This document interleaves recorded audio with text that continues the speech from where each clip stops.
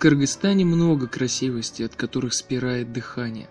Однако озеро Кельсу, пожалуй, самое сумасшедшее из всего, что есть. Здесь скалы и вода, ледники и водопады, пещеры и горные реки сконцентрированы в таком количестве, что порой начинает казаться, уж не вымышленный ли перед тобой мир, не нарисованная ли рукой аниматора заставка к сказочному миру фэнтези. Дорога на озеро, мягко говоря, нелегка. Из столицы Бишкека вглубь республики ехать более 400 километров. Из них 300 по асфальтовой дороге через горловину Боумского ущелья и перевал Долон. Это высота 3000 метров, но надо еще выше. 50 километров по грунтовке, хотя честнее сказать ее отсутствию. Форсирование перевала Кынды высотой более 3,5 километров.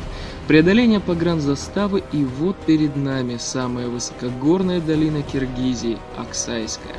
Здесь не только зафиксирована самая холодная температура республики, ниже 50 градусов зимой, но и видна граница с Китаем. В советское время здесь даже вырыли доты, направленные в китайскую сторону, которые по замыслу должны были сдержать первый удар наступления соседа. Но нам еще выше. И еще один безымянный перевал. Наконец выплывает из облаков, что вплетается в колею дороги долина реки Коккия. Поистине сказочное место. До финиша еще немало. Чтобы подняться на плотину озера, нужно форсировать горную речку глубиной около полуметра, а затем начинается самое неприятное – сазы, то есть болотистые участки почвы. Мы пошли умным путем, бросив коня железного и взяв лошадей настоящих. Еще 1,5 часа подъема по серпантину, выбивающими прямо из плотины фонтанами, и мы на месте.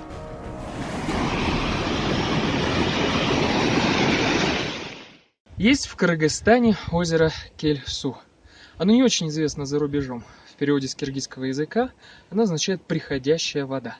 И действительно, в течение года вода может десятки раз поменять свой уровень. Однако известно оно не только этим. Оно известно даже не только тем, что расположено на высоте 3500 метров.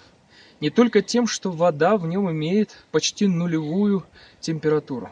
Оно известно своей красотой.